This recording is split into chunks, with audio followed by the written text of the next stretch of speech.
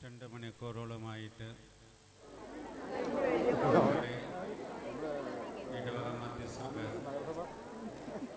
നമ്മുടെ ഗ്രാമവീതിയിലൂടെ നമ്മൾ സ്വാഗതം അരുളുകയായിരുന്നു. വളരെ മനോഹരമായിട്ട് തിരുനാൾ പ്രദക്ഷിണം നടത്താൻ നിങ്ങളെല്ലാവരും ആത്മാർത്ഥമായിട്ട് സഹകരിച്ചു എന്നതിൽ ഏറെ സന്തോഷമുണ്ട്. പ്രദക്ഷിണം നയിച്ച ബഹുമാനപ്പെട്ട സനിൽ മയിൽക്കുന്നലച്ഛനെ ഈ അവസരത്തിൽ പ്രത്യേകം ഓർക്കുന്നു, അച്ഛനോട് നന്ദി പറയുന്നു. അതോടൊപ്പം തന്നെ ആവശ്യമായിട്ട് നിർദ്ദേശങ്ങൾ നൽകി പ്രദക്ഷിണം ഏറ്റവും മനോഹരപ്രദമാക്കി തീർക്കുവാൻ, ഏറെ ദൈവാനുഗ്രഹപ്രദമാക്കി തീർക്കാൻ സഹകരിച്ച ധാരാളം പേരുണ്ട്. അവരെല്ലാവരെയും അനുസ്മരിച്ചുകൊണ്ട് നിങ്ങളെല്ലാവർക്കും വേണ്ടി പ്രാർത്ഥിച്ചുകൊണ്ട് ഈ അവസരത്തിൽ എല്ലാവരോടും ഞാൻ നന്ദി പറയുകയാണ്. നമുക്ക് തിരുനാൾ സന്ദേശം നൽകുന്നത് കിഴക്കേ നട്ടാശ്ശേരി പള്ളിയുടെ വികാരിയായ ഫാദർ മാത്യൂസ് വലിയ പുത്തൻപരിയിൽ അച്ഛനാണ്. അച്ഛനെ ഈ ഇടവക സമൂഹത്തിൻ്റെ പേരിൽ ഇവിടെ കൂടിയിരിക്കുന്ന എല്ലാവരുടെയും പേരിൽ ഞാൻ സ്വാഗതം ചെയ്യുന്നു.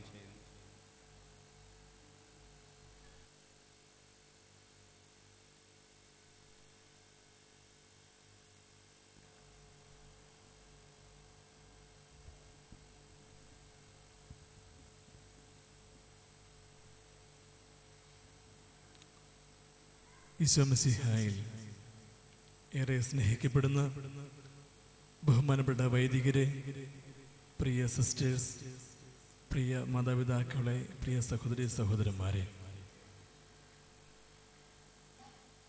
3 വലിയ വിശുദ്ധരുടെ തിരുനാള് ഒരുപക്ഷെ സഭയിൽ തന്നെ വലിയ മാറ്റങ്ങൾക്ക് വഴിതെളിച്ച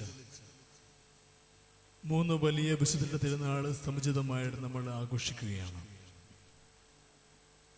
ഈ തിരുനാൾ ആഘോഷത്തിന് അതുകൊണ്ട് തന്നെ പ്രസക്തിയും പ്രാധാന്യവുമുണ്ട്. നമ്മുടെ ജീവിതത്തിൽ ഈ 3 വിശുദ്ധരുടെ തിരുനാൾ ആഘോഷിക്കുന്നതിൻ്റെ പ്രാധാന്യം എന്താണ് എന്ന് ചിന്തിച്ചപ്പോൾ മനസ്സിലൂടെ കടന്നുപോയ ഒരു ചെറിയ ചിന്ത നിങ്ങളുമായിട്ട് പങ്കുവയ്ക്കുകയാണ്. വിശുദ്ധ പത്രോസ്ലീഹായും പൗലോസ്ലീഹായും സഭയുടെ നെടും തൂണുകളായിട്ട് വർത്തിച്ചിരുന്നവരാണ്. ഇന്ന് നമ്മളിവിടെ കാണുന്ന ഈ വിശ്വാസ പാരമ്പര്യത്തിനും നമ്മുടെ വിശ്വാസത്തെ വളർത്തുന്നതിനും കാരണമായി തീർന്ന 2 മഹത്തായ വ്യക്തികൾ നമ്മുടെ വിശ്വാസത്തിന് കൂടുതൽ മിഴിവും നൽകുവാനായിട്ട് അവരുടെ പ്രവർത്തനങ്ങളിലൂടെയും അതുപോലെ രക്തസാക്ഷിത്വത്തിലൂടെയും അവർക്ക് സാധിച്ചു. അതുപോലെ ഈ നാളുകളിൽ നമുക്കറിയാം, കേരളത്തിൽ ഏറ്റവും കൂടുതൽ ഈ അടുത്ത നാളുകളിൽ ഏറ്റവും കൂടുതൽ ആഘോഷിക്കപ്പെടുന്ന തിരുനാളാണ് വിശുദ്ധ സെബസ്ത്യാനോസിന്റെ തിരുനാൾ. ജനഹൃദയങ്ങൾ ഒരുപക്ഷെ ഇത്രത്തോളം ഈശോയിലേക്ക് അടുപ്പിക്കുവാനായിട്ട് സാധിച്ച ഒരു രക്തസാക്ഷിത്വത്തിന്റെ ഓർമ്മയാണ് സെബസ്ത്യാനോസിന്റെ തിരുനാൾ ആഘോഷത്തിലൂടെ നമ്മളെല്ലാവരും അനുസ്മരിക്കുന്നത്. ഈ തിരുനാളിന്റെ മംഗളങ്ങൾ ആദ്യമേ തന്നെ ഏറെ സ്നേഹപൂർവ്വം ആശംസിക്കട്ടെ. പത്രോസ്ലീഹായുടെ ജീവിതത്തെ കുറിച്ച് ആദ്യമേ നമുക്ക് ചിന്തിക്കാം. പത്രോസ്ലീഹ ആരായിരുന്നുവെന്നും സഭയെ മുന്നോട്ട് നയിക്കുവാനായിട്ട് അദ്ദേഹം എടുത്ത ധീരമായ ചില തീരുമാനങ്ങളെക്കുറിച്ചുമൊക്കെ, അല്ലെങ്കിൽ സഭയെ നയിക്കുവാനായിട്ട് അദ്ദേഹം കാണിച്ച വലിയ ധീരതയെക്കുറിച്ചുമൊക്കെ ഞാൻ നിങ്ങളോട് പറയേണ്ട ആവശ്യമില്ല. എന്തുകൊണ്ടാണ് വിശുദ്ധ പത്രോസിനെ സഭയുടെ തലവനായിട്ട് ഈശോ തെരഞ്ഞെടുത്തത് എന്ന് നമുക്ക് ചിന്തിക്കാം. അതിന് കുറച്ച് കാരണങ്ങൾ നമുക്ക് കണ്ടെത്തുവാനായിട്ട് സാധിക്കും. ഒന്നാമത്തെ കാരണം, ഈശോയെ അനുഗമിക്കുവാനായിട്ട് പത്രോസ് യാതൊരു മടിയും കൂടാതെ ഈശോയുടെ പിന്നാലെ ചെന്നു എന്നുള്ളതാണ്. യോഹന്നാൻ മാംദയുടെ ശിഷ്യനായിരുന്ന പത്രോസ് ഈശോയാണ് വഴിയും സത്യവും ജീവനുമെന്ന് മനസ്സിലാക്കുന്ന അവസരത്തിൽ ഈശോയെ പിൻചെല്ലുവാനായിട്ട് യാതൊരു മടിയും കൂടാതെ തയ്യാറാകുന്നു. രണ്ടാമത്തെ ഒരു കാരണം, ശിഷ്യന്മാരുടെ പ്രതിനിധിയും വക്താവുമായിരുന്നു എന്നുള്ളതാണ്. മൂന്നാമത്തെ ഒരു കാരണം, മുൻകൈയെടുത്ത് കാര്യങ്ങളൊക്കെ ചെയ്യുവാനായിട്ടുള്ള ഒരു കഴിവ് വിശുദ്ധ പത്രോസ്ലീഹായ്ക്കുണ്ടായിരുന്നു. നാലാമത് മറ്റൊരു കാരണം, തീഷ്ണമതിയായിരുന്നു എന്നുള്ളതാണ്. ഈ 4 കാരണങ്ങൾ കൊണ്ട് സഭയുടെ നെടുന്തൂണായി മാറുവാനായിട്ട്, സഭയുടെ തലവനായിട്ട് മാറുവാനായിട്ട് പത്രോസിന് സാധിച്ചു. അതിനുള്ള കഴിവുകളൊക്കെ ഉണ്ടായിരുന്നു. പക്ഷേ സുവിശേഷത്തിലൂടെ കടന്നു പോകുന്ന നമുക്ക് മനസ്സിലാക്കുവാനായിട്ട് സാധിക്കും, പലപ്പോഴും പത്രോസിന്റെ വിശ്വാസം ചഞ്ചലപ്പെടുന്നതായിട്ട് നമ്മൾ കണ്ടുമുട്ടുകയാണ്. ജീവിതത്തിന്റെ പച്ചയായ യാഥാർത്ഥ്യങ്ങളിലേക്ക് കടന്നു വരുമ്പോൾ ഇപ്രകാരം വിശ്വാസം ചഞ്ചലപ്പെട്ടു പോകുന്നവരുടെ പ്രതിനിധിയായിട്ട് പത്രോസ് പലപ്പോഴും മാറ്റപ്പെടുന്നതായിട്ട് നമ്മൾ കാണുന്നുണ്ട്. നമ്മുടെ ജീവിതത്തെക്കുറിച്ച് നമ്മൾ ഒരുപക്ഷെ ചിന്തിച്ചു കഴിഞ്ഞാൽ ഇതുപോലെ നമ്മുടെ വിശ്വാസം പലപ്പോഴും ചഞ്ചലപ്പെടുന്നതായിട്ട് അനുഭവപ്പെടുവാനായിട്ട് നമുക്ക് സാധിക്കും. നമ്മൾ നല്ല പ്രസംഗം കേട്ട് കഴിയുമ്പോൾ, അല്ലെങ്കിൽ നല്ല ഒരു പ്രാർത്ഥനാ ശുശ്രൂഷയിൽ പങ്കെടുത്തതിന് ശേഷം, വിശുദ്ധ ബലിയിൽ പങ്കെടുത്തതിന് ശേഷം, കുമ്പസാരിച്ച് കഴിയുമ്പോൾ, ഇങ്ങനെയുള്ള അവസരങ്ങളിലൊക്കെ നമ്മുടെ വിശ്വാസത്തെക്കുറിച്ച് നമ്മൾ കൂടുതൽ തീക്ഷ്ണതയുള്ള വ്യക്തികളായിട്ട് തീരും. പക്ഷേ നമ്മൾ പുറത്തേക്ക് ഇറങ്ങി കഴിയുമ്പോൾ, അല്ലെങ്കിൽ ജീവിതത്തിന്റെ യാഥാർത്ഥ്യങ്ങളിലേക്ക് കടന്നു ചെല്ലുമ്പോൾ, പലപ്പോഴും ഈ വിശ്വാസം എന്നത് ജീവിതത്തിൽ പ്രാവർത്തികമാക്കുവാനായിട്ട് സാധിക്കാതെ വരുന്നൊരവസ്ഥ നമ്മുടെ ജീവിതത്തിലും സംഭവിക്കാറുണ്ട്. നമ്മുടെ വിശ്വാസം അത് പാറ പോലെ ഉറച്ച വിശ്വാസമായിട്ട് മാറ്റുവാനായിട്ട് നമുക്ക് സാധിക്കണം. അപ്പോഴാണ് നമ്മുടെ ഈശോയുടെ യഥാർത്ഥ ശിഷ്യന്മാരായിട്ട് മാറ്റപ്പെടുന്നത്. ഈശോ പത്രോസിന് നൽകിയ ഒരു ഫോർമേഷൻ എന്ന് പറയുന്നത് ഇപ്രകാരം ഒരു ഫോർമേഷൻ ആയിരുന്നു. അത് ചഞ്ചലപ്പെടുന്ന വിശ്വാസത്തിൽ നിന്ന് പാറ പോലെ ഉറച്ച വിശ്വാസത്തിലേക്കുള്ള ഒരു വളർച്ചയാണ് പത്രോസ് നമ്മൾ കണ്ടുമുട്ടുന്നത്. നമുക്കറിയാം, പത്രോസ്ലീഹായെ കുറിച്ച് നമ്മൾ വായിക്കുന്നുണ്ട്, കോഴി കൂവുന്നതിന് മുമ്പ് 3 പ്രാവശ്യം നീ എന്നെ തള്ളി പറയുമെന്ന് പറഞ്ഞപ്പോൾ ഈശോ അതൊന്നും സംഭവിക്കില്ല എന്ന് പറഞ്ഞ പത്രോസ്, പക്ഷേ അത് പത്രോസിന്റെ ജീവിതത്തിൽ സംഭവിക്കുന്നതായിട്ട് നമ്മൾ കണ്ടുമുട്ടുന്നുണ്ട്. തുടർന്ന് പത്രോസിനെ സഭയുടെ തലവനായി വെച്ചതിന് ശേഷം നീറോ ചക്രവർത്തിയുടെ ഭരണകാലത്ത് സഭയെ പീഡിപ്പിക്കുവാൻ തുടങ്ങിയ അവസരത്തിൽ പത്രോസ് അവിടെ നിന്നും റോമയിൽ നിന്നും ഓടിപ്പോകുന്നതിനെ കുറിച്ചൊരു ഐതിഹ്യം പറഞ്ഞു വയ്ക്കുന്നുണ്ട്. റോമയിൽ നിന്ന് അദ്ദേഹം ഈ പീഡനങ്ങളെയൊക്കെ ഭയന്ന് ഓടിപ്പോകുന്ന അവസരത്തിൽ എതിരെ കർത്താവ് കടന്നു വരികയാണ്. കുരിശുമായി കടന്നു വരുന്ന കർത്താവിനോട് പത്രോസ്ലീഹ ഒരു ചോദ്യം ചോദിക്കുന്നുണ്ട്, ക്വാ വാദിസ് ഡോമിനെ, കർത്താവെ നീ എവിടേക്ക്? അതിന് മറുപടിയായിട്ട് ഈശോ പറഞ്ഞു വയ്ക്കുകയാണ്, ഞാൻ റോമയിലേക്ക് പോവുകയാണ്, വീണ്ടും രക്തസാക്ഷിത്വം ഭരിക്കുവാനായിട്ട്, വീണ്ടും കുരിശിലേറുവാനായിട്ട് ഞാൻ റോമിലേക്ക് പോവുകയാണ്. തന്റെ തെറ്റ് മനസ്സിലാക്കിയ പത്രോസ് തിരിച്ചു നടക്കുകയാണ്. ഈശോ, ഇനി നീയല്ല സഹിക്കേണ്ടത്, ഞാനാണ് നിനക്ക് വേണ്ടി സഹിക്കേണ്ടതെന്ന് പറഞ്ഞുകൊണ്ട് റോമയിലേക്ക് വീണ്ടും തിരിച്ചു എന്ന് തലകീഴ രക്തസാക്ഷിത്വം ഭരിച്ചുവെന്ന് ഒരു ഐതിഹ്യം പത്രോസ്ലീഹയെ കുറിച്ച് പറഞ്ഞു വയ്ക്കുന്നുണ്ട്. ഞാനിത് പറഞ്ഞത്, നമ്മൾ സഹിക്കുവാനായിട്ട് മടി കാണിക്കുമ്പോൾ നമ്മൾ ഒരു കാര്യം എപ്പോഴും ഓർക്കണം, നമുക്ക് വേണ്ടി സഹിച്ച ഈശോയെ. കുരിശിലേക്ക് നോക്കി നമ്മുടെ ചോദ്യങ്ങൾക്കെല്ലാം അവിടെ ഉത്തരമുണ്ടെന്നുള്ള ബോധ്യത്തോടു കൂടി ജീവിക്കുവാനായിട്ട് നമുക്ക് സാധിക്കണം. പലപ്പോഴും നമ്മുടെ ജീവിതത്തിലെ സഹനങ്ങളെ കുറിച്ച് നമ്മൾ പരിതപിക്കാറുണ്ട്. എന്തുകൊണ്ടാണ് ദൈവമേ എൻ്റെ ജീവിതത്തിൽ ഇത്രയും വലിയ സഹനങ്ങൾ എന്ന് നമ്മൾ തന്നെ ചോദിക്കാറുണ്ട്. പക്ഷെ നമ്മൾ ഒരു കാര്യം ഓർക്കണം, ദൈവം നമുക്ക് സഹനങ്ങൾ തരുന്നുണ്ട് എങ്കിൽ അത് സഹിക്കുവാനുള്ള ശക്തിയും ദൈവം നമുക്ക് തരുമെന്നുള്ളത്. നമ്മുടെ വിശുദ്ധീകരണത്തിന് വേണ്ടിയാണ്, നമ്മളെ നല്ല രീതിയിൽ നയിക്കുവാൻ വേണ്ടിയാണ് സഹനങ്ങൾ നമ്മുടെ ജീവിതത്തിലേക്ക് കടന്നു വരുന്നത്. അതുകൊണ്ട് ആ സഹനങ്ങളെ സന്തോഷത്തോടു കൂടി സ്വീകരിക്കുവാനുള്ള ഒരു കരുത്തും ബലവും നമുക്ക് ഉണ്ടാവണം. അതുകൊണ്ട് ഈ തിരുനാൾ ആഘോഷം അതിലേക്ക് വിരൽ ചൂണ്ടുന്നതായിരിക്കും. ഈ സഹനങ്ങളെ സ്വീകരിക്കുവാനായിട്ട്, നമ്മുടെ വിശ്വാസത്തെ കൂടുതൽ ഉറപ്പുള്ളതാക്കി മാറ്റുവാനായിട്ട് നമുക്ക് സാധിക്കണം. പാറ പോലെ ഉറച്ച വിശ്വാസത്തിന് ഉടമകളായിട്ട് മാറണം.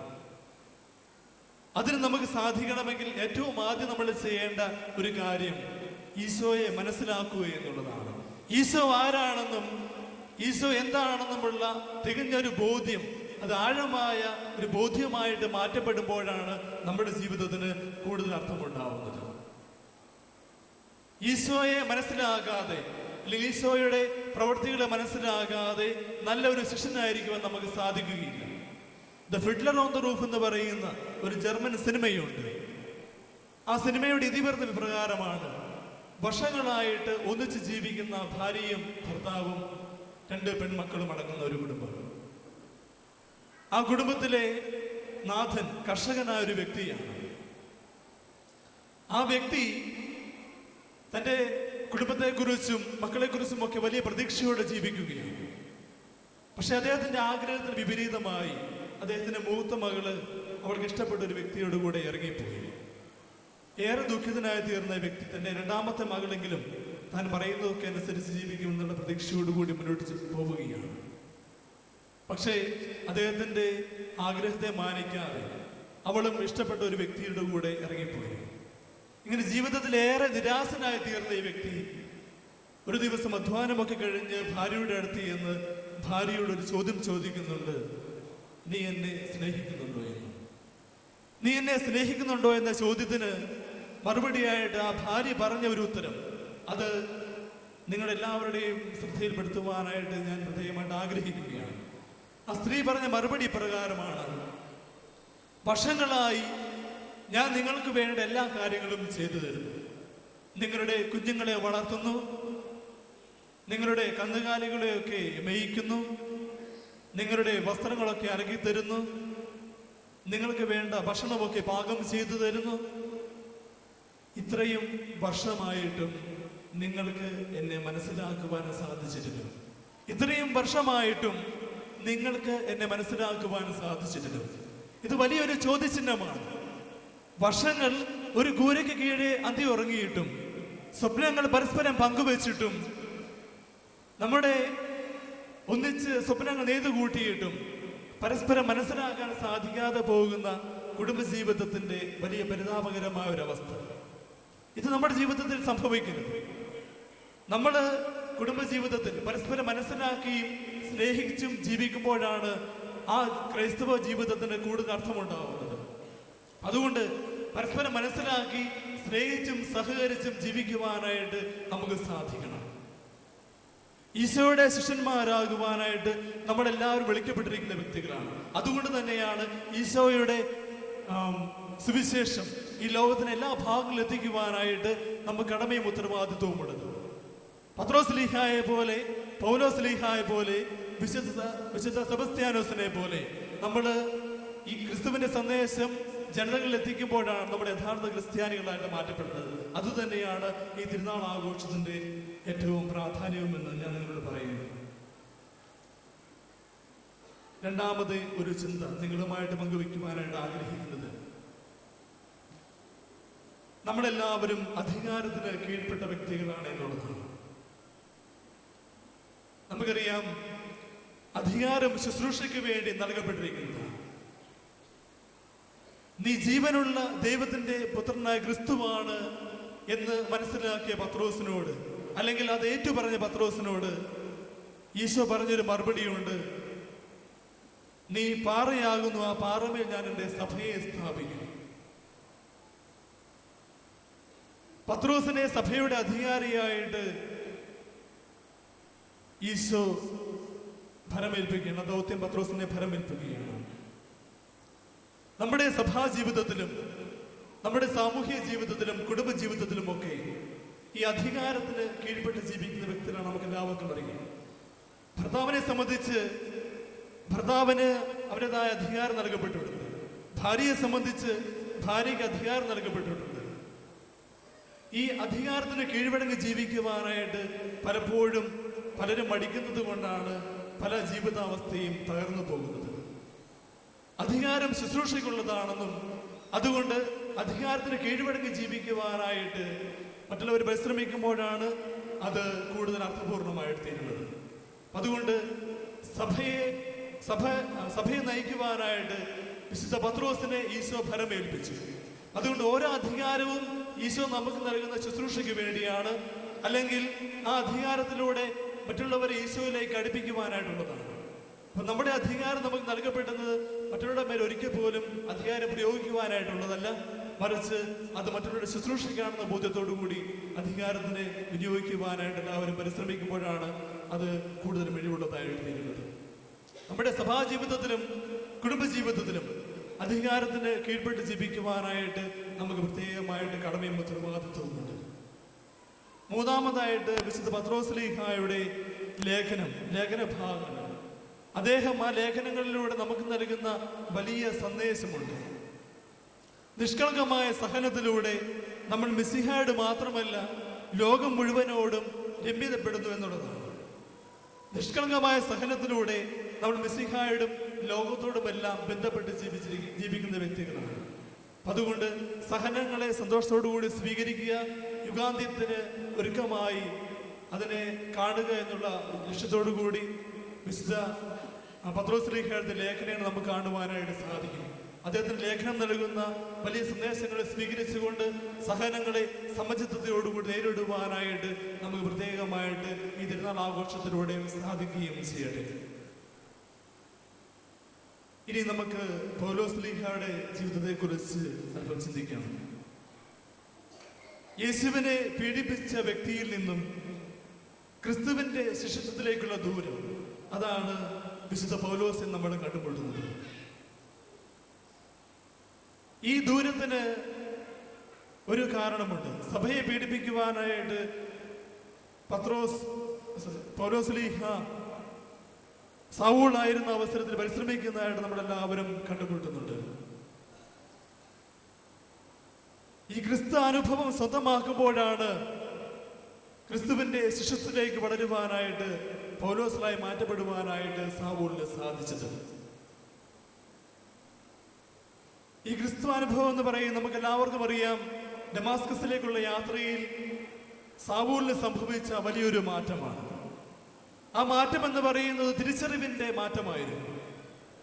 പഴയ നിയമത്തിന്റെ തുടർച്ചയായ ക്രിസ്തുവിനെയാണ് പുതിയ നിയമത്തിൽ കണ്ടെത്തുന്നത് എന്നുള്ള ഒരു ബോധ്യമാണ് പൗലോസ്ലീഹായിലെ മാറ്റത്തിന് കാരണമായി തീർന്നത്. പഴയ നിയമത്തിന്റെ തുടർച്ചയാണ്, അല്ലെങ്കിൽ ദൈവപുത്രനായ ക്രിസ്തുവിനെയാണ് താൻ പീഡിപ്പിച്ചത് എന്നുള്ള ബോധ്യമായിരുന്നു പൗലോസ്ലീഹായെ മാനസാന്തരത്തിലേക്ക് നയിച്ചത്. നാമമാത്രമായ യഹൂദനായി ജീവിക്കുന്നതിനേക്കാൾ കൂടുതൽ അർത്ഥവും മിഴിവും നൽകിയത് പൗലോസിന്റെ പ്രവർത്തനങ്ങൾ നമുക്ക് എല്ലാവർക്കും അറിയാം. അതുകൊണ്ട് പൗലോസ്ലീഹായുടെ ജീവിതം വ്യക്തമാക്കുന്ന ഒരു കാര്യമുണ്ട്. നാമമാത്രമായ ഒരു വ്യക്തിയായി, ഒരു ക്രിസ്ത്യാനിയായി ജീവിക്കുന്നതല്ല കാര്യം, മറിച്ച് ശക്തമായ സാക്ഷ്യം നൽകുന്ന വ്യക്തികളായി ജീവിക്കുന്നതിലാണ് കാര്യമിരിക്കുന്നത്. അതുകൊണ്ട് നമ്മൾ നാമമാത്രമായ ക്രിസ്ത്യാനികളാവാതെ തികഞ്ഞ ബോധ്യമുള്ള ക്രിസ്തുവിന്റെ സാക്ഷ്യം വഹിക്കുന്ന നല്ല വ്യക്തികളായിട്ട് മാറ്റപ്പെടുവാനായിട്ട് ഈ തിരുനാൾ ആഘോഷത്തിലൂടെ സാധിക്കണം. വിശുദ്ധ പൗലോസ്ലീഹായെ നമ്മൾ അനുസ്മരിക്കുമ്പോൾ ഈ ഒരു ബോധ്യം തീർച്ചയായിട്ടും നമ്മുടെ മനസ്സിലുണ്ടാകണം. രണ്ടാമതായി പൗലോസ്ലീഹയുടെ ലേഖനങ്ങളിലൂടെയൊക്കെ നമ്മൾ മനസ്സിലാകുന്ന വലിയൊരു കാര്യമുണ്ട്. ഈശോയുടെ മരണത്തിന്റെയും ഉത്ഥാനത്തിന്റെയും രക്ഷാകരമായ മൂല്യം. ഈശോയുടെ സഹനങ്ങൾക്കും മരണങ്ങൾക്കും രക്ഷാകരമായ ഒരു മൂല്യമുണ്ടായിരുന്നു. ഭോഷതമായി ജനം കരുതിയിരുന്ന കുരിശിന് രക്ഷയുടെ അടയാളമായിട്ട് കാണുവാനായിട്ട് പൗലോസ്ലീഹായ്ക്ക് സാധിച്ചു. പൗലോസ്ലീഹായുടെ ലേഖനങ്ങളിലൂടെ എല്ലാം അദ്ദേഹം വ്യക്തമാക്കുന്ന സംഭവം ഇത് തന്നെയാണ്. ഈശോയുടെ മരണത്തിന്റെയും ഉത്ഥാനത്തിന്റെയും രക്ഷാകരമായ ഒരു മൂല്യം. നമ്മുടെ സഹനങ്ങൾക്കും ഇതുപോലെ രക്ഷാകരമായ ഒരു മൂല്യമുണ്ടെന്ന് നമ്മൾ തിരിച്ചറിയുക. നമ്മുടെ കുടുംബത്തിന് വേണ്ടി, നമ്മുടെ മക്കൾക്ക് വേണ്ടിയൊക്കെ നമ്മൾ സഹിക്കുമ്പോൾ തീർച്ചയായിട്ടും ആ സഹനങ്ങൾക്ക് രക്ഷാകരമായ ഒരു അർത്ഥമുണ്ട്. ആ സഹനങ്ങൾ വിശുദ്ധിയിലേക്ക് നമ്മുടെ വിശുദ്ധീകരണത്തിനായിട്ടും അതുപോലെ ലോകം മുഴുവൻ്റെയും വിശുദ്ധീകരണത്തിനായിട്ടും ഈ സഹനങ്ങൾക്ക് സാധിക്കുമെന്ന് പ്രത്യേകമായിട്ട് നമ്മുടെ മനസ്സിലാക്കുക. നമ്മളൊപ്പം സെബസ്ത്യാനോസിന്റെ തിരുനാളും ആഘോഷിക്കുകയാണ്. സെബസ്ത്യാനോസ് നമുക്കറിയാം, എല്ലാവരുടെയും ജീവിതത്തിൽ ഒരുപാട് സ്വാധീനം ചെലുത്തിയിട്ടുള്ള ഒരു വ്യക്തിയാണ് വിശുദ്ധ സെബസ്ത്യാനോസ്. അനേകം ആളുകളെ ക്രിസ്തുവിന് വേണ്ടി സഹിക്കുവാനായിട്ട്, ക്രിസ്തുവിന് വേണ്ടി രക്തസാക്ഷിത്വം വഹിക്കുവാനായിട്ട്, ക്രിസ്തുവിലേക്ക് നയിക്കുവാനായിട്ട് സെബസ്ത്യാനോസിന്റെ സഹനത്തിലൂടെ സാധിച്ചു. ചെറുപ്പത്തിലൊക്കെ വീട്ടിലൊക്കെ എപ്പോഴും അമ്മച്ചി പ്രാർത്ഥിച്ചിരുന്ന ഒരു പ്രാർത്ഥനയുണ്ട്. എപ്പോഴും സെബസ്ത്യാനോസിനെ കുറിച്ച് ഓർക്കുമ്പോൾ മനസ്സിലൂടെ കടന്നു പോകുന്നൊരു പ്രാർത്ഥനയും അത് തന്നെയാണ്. അതിതാണ്: വസന്തയിൽ നിന്നും തിന്മയിൽ നിന്നും ഒക്കെ രക്ഷപ്പെടുവാൻ വിശുദ്ധ സെബസ്ത്യാനോസെ ഞങ്ങൾക്ക് വേണ്ടി അപേക്ഷിക്കുന്നത്. ഒരു കാലത്ത് നമ്മുടെ പൂർവികരൊക്കെ ജീവിതത്തിൽ സഹനങ്ങൾ ഉണ്ടായ അവസരത്തിൽ, അല്ലെങ്കിൽ രോഗാവസ്ഥയിലൂടെ കടന്നുപോയ അവസരത്തിൽ വിശുദ്ധ സെബസ്ത്യാനോസിന്റെ മാധ്യസ്ഥം തേടി പ്രാർത്ഥിച്ചിരുന്നു. പല തരത്തിലുള്ള ബുദ്ധിമുട്ടിലൂടെ കടന്നുപോയ അവസരങ്ങളിൽ സെബസ്ത്യാനോസിന്റെ മാധ്യസ്ഥം വഴി തങ്ങളുടെ ജീവിതത്തിന് വലിയ മാറ്റങ്ങൾ ഉണ്ടാകുമെന്ന് പ്രതീക്ഷിച്ചിരുന്ന വലിയൊരു വിശ്വാസത്തിന്റെ ബാക്കിപത്രങ്ങളാണ് നമ്മുടെ എല്ലാവരും. ഇത് നമ്മുടെ കാരണവന്മാരൊക്കെ ആ ഒരു വിശ്വാസ പൈതൃകത്തിൽ വളർന്നു വന്ന വ്യക്തികളാണ്. സെബസ്ത്യാനോസിന്റെ തിരുനാൾ ആഘോഷിക്കുമ്പോൾ ഈ ഒരു ചിന്തയും നമ്മുടെ മനസ്സിലുണ്ടാകട്ടെ. പലതരത്തിലുള്ള ബാധയിൽ നിന്നുമൊക്കെ രക്ഷപ്പെടുവാനായിട്ട് സെബസ്ത്യാനോസിന്റെ മാധ്യസ്ഥം തേടിയ ഒരു തലമുറയുടെ പിന്തുടർച്ചക്കാരാണ് നമ്മളെല്ലാവരും.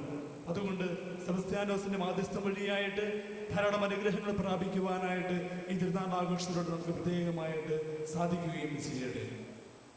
ഈ 3 തിരുനാളുകൾ സംയുക്തമായിട്ട് നമ്മൾ ആഘോഷിക്കുമ്പോൾ ഈ ചിന്തകളൊക്കെ നമ്മുടെ മനസ്സിലേക്ക് നിറയ്ക്കുവാനായിട്ട് നമുക്ക് പ്രത്യേകമായിട്ട് പരിശ്രമിക്കാം. ഒന്നാമതായി, പത്രോസിനെ പോലെ ഉറച്ച വിശ്വാസം സ്വന്തമാക്കുവാനായിട്ട് നമ്മുടെ ജീവിതത്തിലെ ഓരോ അവസരവും നമ്മുടെ വിശ്വാസത്തെ വളർത്തുവാൻ വേണ്ടി ദൈവം നൽകുന്ന സഹനങ്ങളെ തിരിച്ചറിയുവാനായിട്ട് നമുക്ക് പ്രത്യേകമായിട്ട് പരിശ്രമിക്കാം. പത്രോസിനെ പോലെ വിശ്വാസത്തിൽ ആഴപ്പെടുവാനായിട്ട് ഈശോ പത്രോസിനെ രൂപപ്പെടുത്തിയതുപോലെ നമ്മുടെ സഹനങ്ങളിലൂടെയും നമ്മുടെ വിശ്വാസത്തെ കൂടുതൽ ആഴപ്പെടുത്തുവാനായിട്ടും രൂപപ്പെടുത്തുവാനായിട്ടും നമുക്ക് സാധിക്കട്ടെ എന്ന് ദൈവത്തോട് നമുക്ക് പ്രാർത്ഥിക്കാം. അതുപോലെ നിഷ്കളങ്കമായ സഹനത്തിലൂടെ മിശിഹായോട് മാത്രമല്ല ലോകം മുഴുവനോടും നമ്മൾ രമ്യതപ്പെടുന്നു എന്നുള്ള ബോധ്യം പത്രോസിലേക്ക് നമുക്ക് നൽകുന്ന ലേഖനത്തിലൂടെ നമുക്ക് നൽകുന്ന വലിയ സന്ദേശം അത് സ്വീകരിക്കുവാനും വേണ്ടി പ്രത്യേകമായിട്ട് നമുക്ക് പരിശ്രമിക്കാം.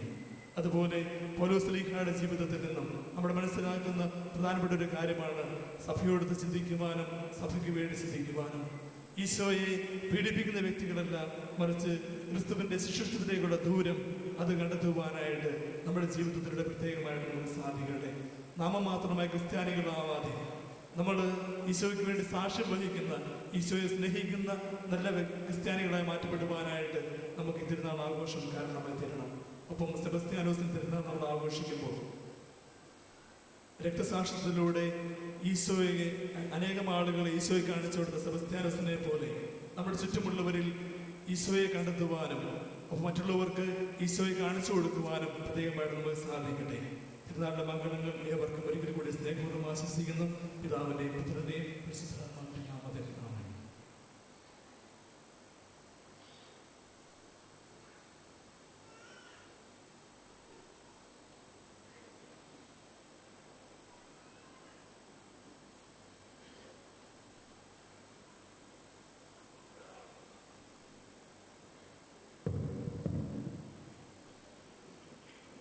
മിശിഹാ കർത്താവേ, മാനവരക്ഷകനേ,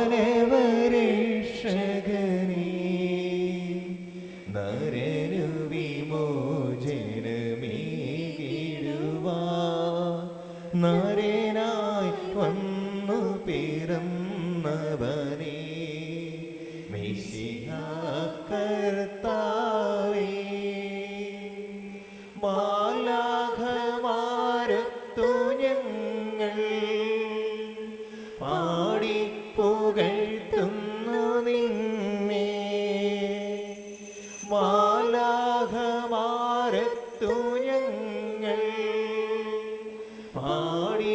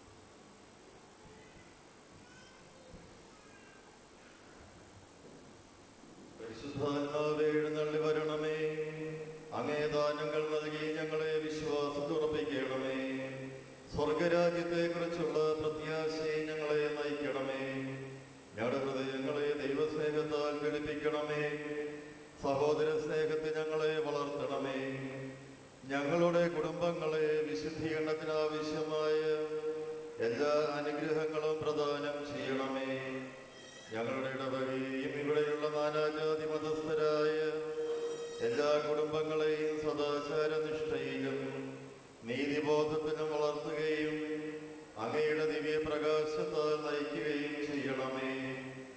നമുക്കെല്ലാവർക്കും വിശ്വാസത്തോടും പ്രതീക്ഷയോടും കൂടെ കർത്താവേ ഞങ്ങളുടെ പ്രാർത്ഥന കേൾക്കണമേ എന്ന് അപേക്ഷിക്കാം. കർത്താവേ ഞങ്ങളുടെ പ്രാർത്ഥന കേൾക്കണമേ. ഞങ്ങളുടെ ഇടവകയുടെ മധ്യസ്ഥരായ വിശുദ്ധ പത്രോസ് പൗലോസ് സ്ലീഹന്മാരുടെയും വിശുദ്ധ സെബസ്ത്യാനോസിന്റെയും പെരുന്നാൾ ആഘോഷിക്കുന്ന ഞങ്ങളെ വിശ്വാസത്തിലും സേവന മനോഭാവത്തിലും അഭിവൃദ്ധിപ്പെടുത്തണമെന്ന് ഞങ്ങൾ പ്രാർത്ഥിക്കുന്നു. കർത്താവേ ഞങ്ങളുടെ പ്രാർത്ഥന കേൾക്കണമേ.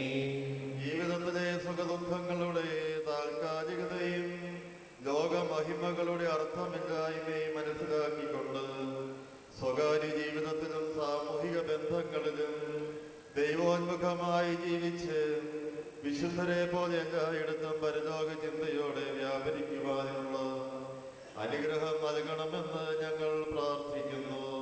കർത്താവേ ഞങ്ങളുടെ പ്രാർത്ഥന കേൾക്കണമേ. ഈ തിരുനാളാഘോഷം ഞങ്ങളുടെ ഇടവകയുടെയും നാടിന്റെയും ആധ്യാത്മിക നവോത്ഥാനത്തിന് പ്രേരകമാകണമെന്നും പാപികളുടെ മാനസാന്തരത്തിനും തിരുസഭയുടെ അഭിവൃദ്ധിക്കും കാരണമാകണമെന്ന് ഞങ്ങൾ പ്രാർത്ഥിക്കുന്നു. കർത്താവേ ഞങ്ങളുടെ പ്രാർത്ഥന കേൾക്കണമേ.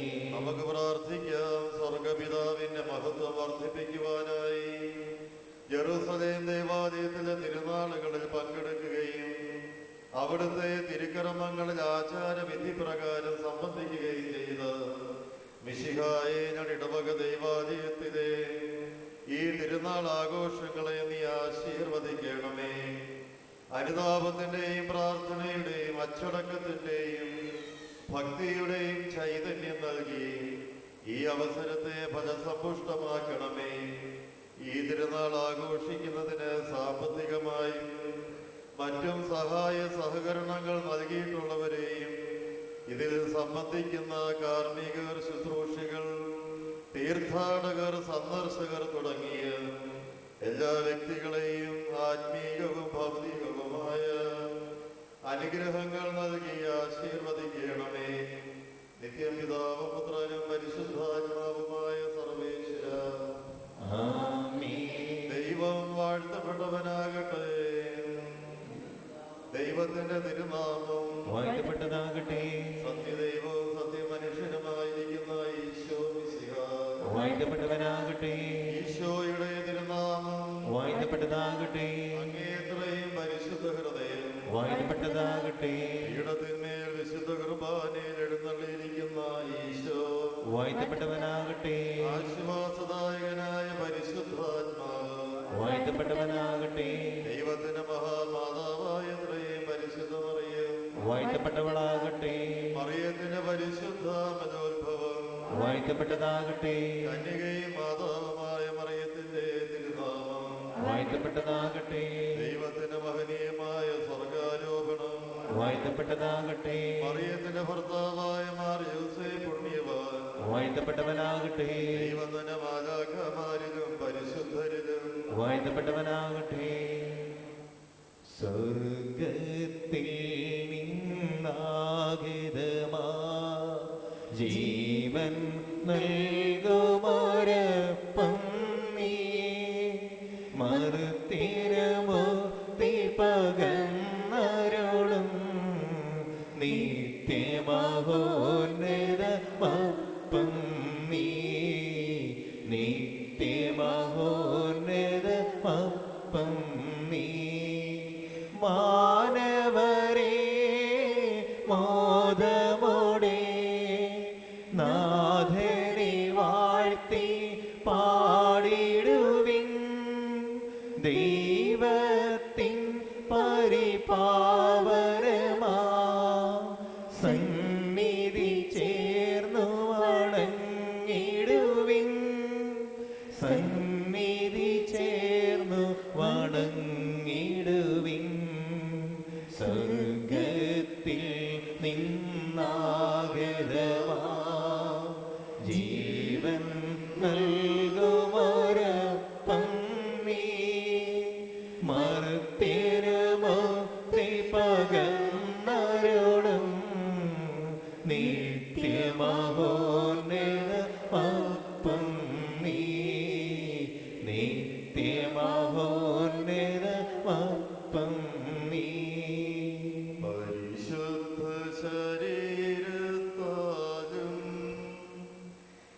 വിലയേറിയ രക്തത്താലും പാപത്തിൻ കറകളിൽ നിന്നും മർത്യനു നീ മോചനമേകി. സകലേശാ ദിവ്യകടാക്ഷം തൂഗണമേ വത്സലസുധരിൽ നിർമ്മലരായി ജീവിച്ചിടുവാൻ ചിന്തണമേ ദിവ്യവരങ്ങൾ.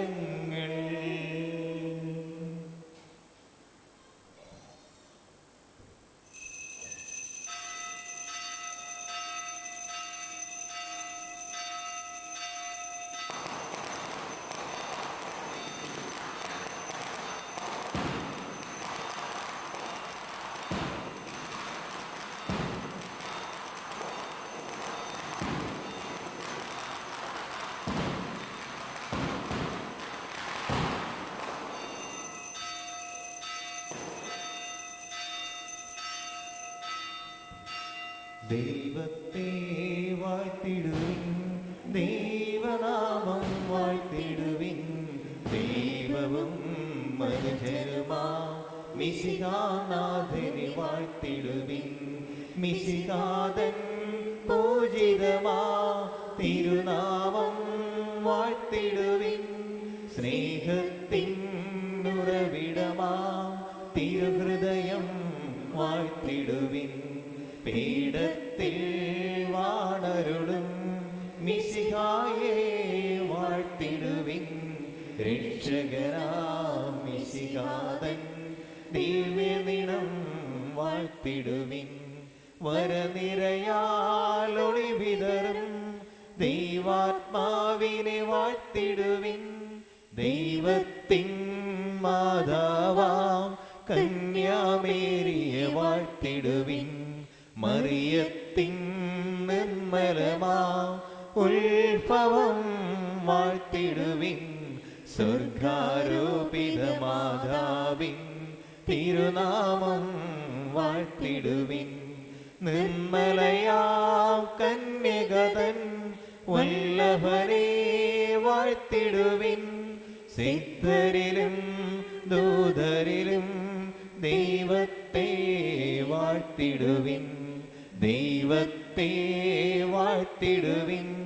ദൈവനാമം വാഴ്ത്തിടുവിൻ. ദൈവവും മനുഷ്യനുമാ മിശിഹാനാഥനെ വാഴ്ത്തിടുവിൻ. മിശിഹാനാഥനെ വാഴ്ത്തിടുവിൻ.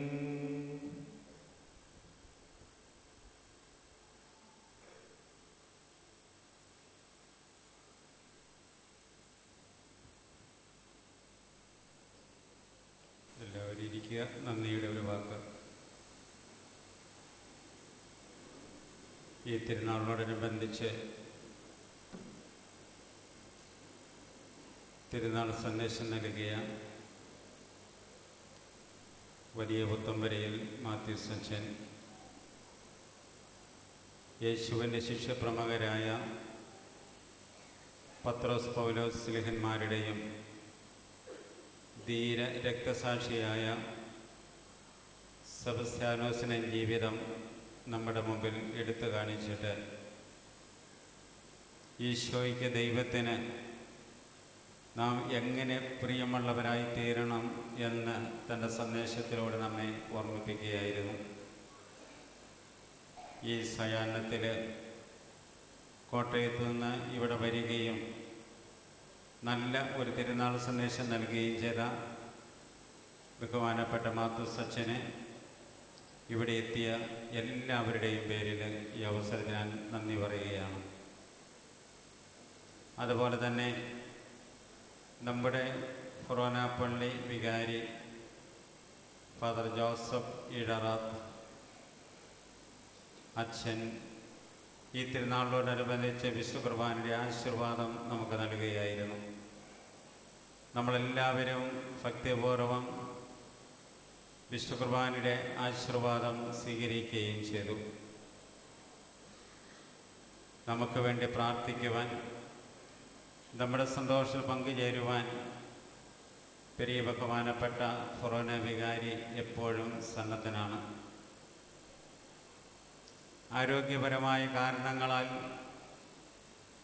ഏറെ സജീവമായിട്ട് പ്രവർത്തിക്കാൻ കഴിയുന്നില്ല എങ്കിലും അതെല്ലാം മാറ്റിവെച്ചുകൊണ്ട് തന്നാൽ കഴിയുന്ന വിധത്തിൽ എല്ലാ സഹായവും എപ്പോഴും നൽകാൻ സന്നദ്ധനായ ബഹുമാനപ്പെട്ട ഈഴറാത്തച്ഛന് നമ്മുടെ ഫൊറോന വികാരിക്ക് ഈ അവസരത്തിൽ ഞാൻ പ്രത്യേകം നന്ദി പറയുകയാണ്. ഇന്നത്തെ ഈ തിരുനാളിൽ പങ്കുചേരുവാൻ മാറികപ്പള്ളിയിലെ വികാരിയച്ഛൻ ഒഴികെ അവിടെ അടുത്ത ദിവസം തിരുനാളാണ്.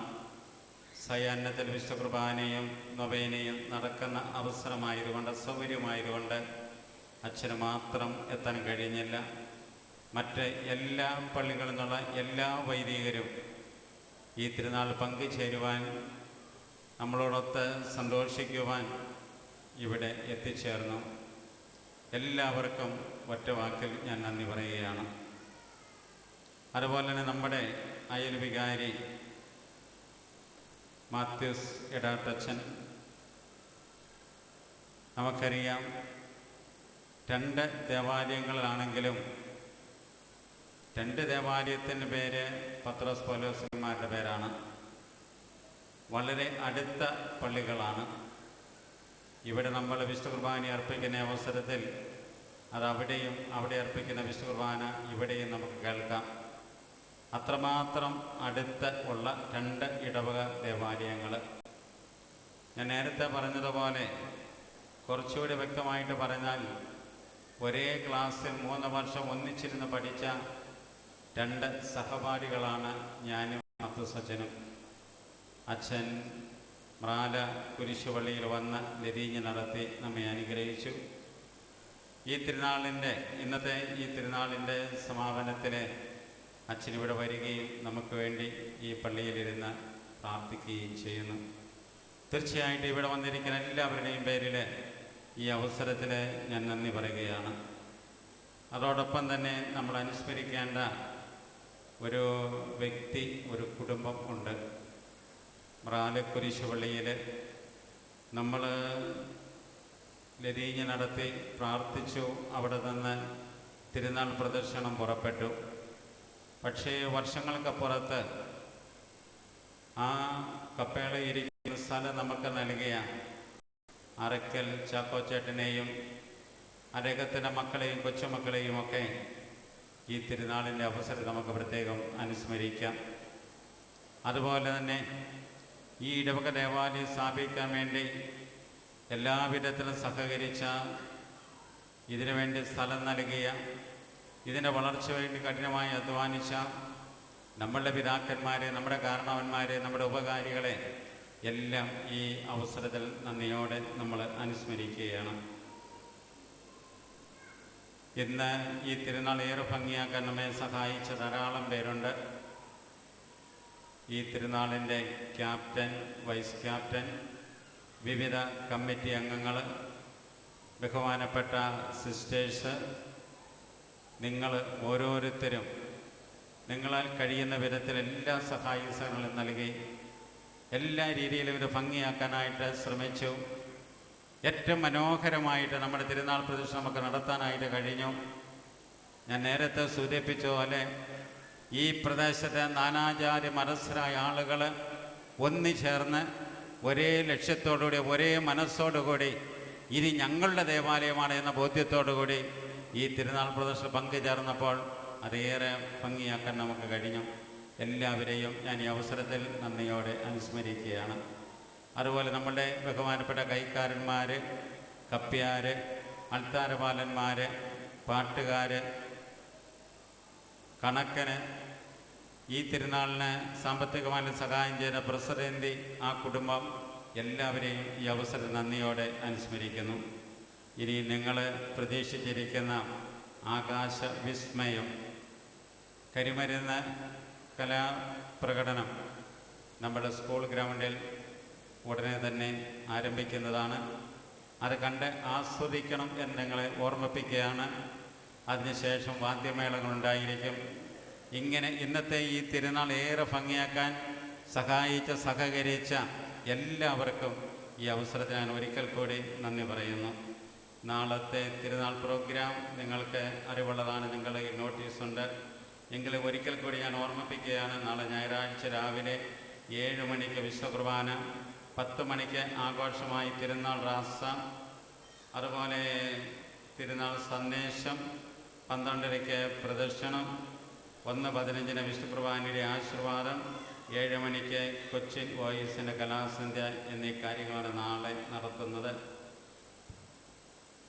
തിരുനാൾ റാസ 10 മണിക്ക് തന്നെ ആരംഭിക്കും. 10 എന്നുള്ളത് 10:15 10:30 ആകുകയില്ല.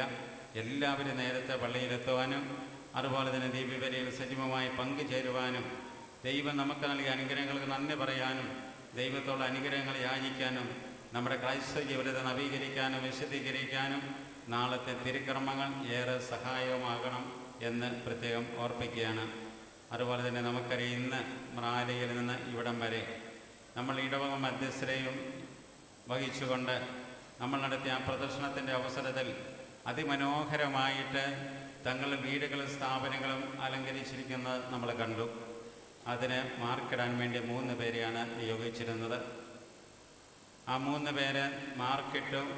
അവർ നടത്തിയ നിരീക്ഷണത്തിൽ 33 പേരാണ് ഈ മത്സരത്തിൽ പങ്കുചേർന്നത്. എല്ലാവരുടെയും